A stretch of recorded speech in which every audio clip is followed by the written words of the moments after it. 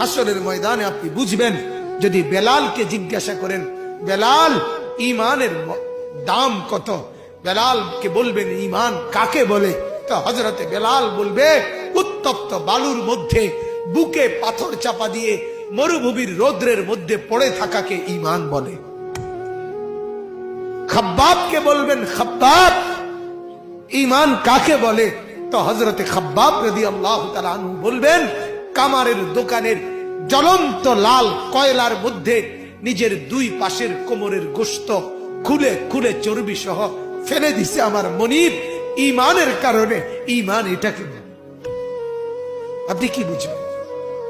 আপনি তো বুঝেন নাই বাপ।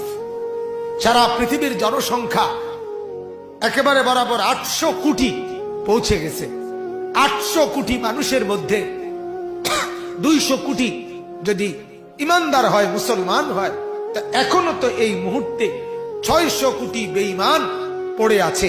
তাহলে আপনি যদি সেই 600 কোটির মধ্যে হতেন, আমি যদি হতাম, কি হতো বাপ? মৃত্যু পর্যন্ত যদি কালেমার সন্ধান আমি না পেতাম, মৃত্যু পর্যন্ত যদি আমি মুমিনের পরিচয় না পেতাম, আমার অবস্থা কি হইতো? আমার কবর কি হতো? এজন্য এটার চাইতে দামি কোন সম্পদ আল্লাহর কসম দুনিয়া তার কিছু নেই।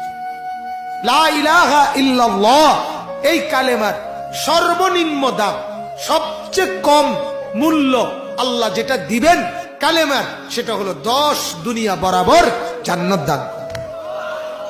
সবাইকে না, সর্বনিম্ন সর্বনিম্ন সবচেয়ে ছোট জান্নাত যার, তারটাই 10 দুনিয়া বরাবর ঈমানের কারণে। মেরে মোহতারাম, আমার বাপ, আমার বন্ধু, আমার জওয়ান ভাই, খোদার দোহাই ঈমান যেন না হারায়।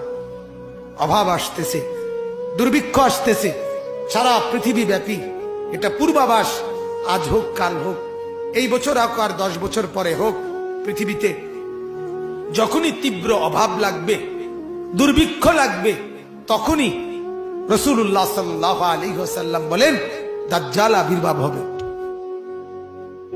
দাজ্জাল বের হবে। আমি নিজ চোখে হাদিসে পড়ছি। আল্লাহর নবী বলেন 3 বছর লাগাতার দুর্ভিক্ষ হবে। ছেলেরা কথাটা মনোযোগ দিয়ে শোনেন ভাইয়া।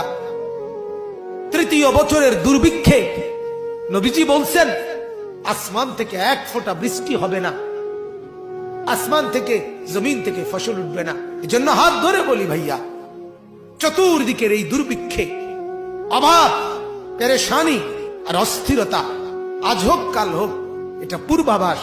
নবীজি বলছেন যখন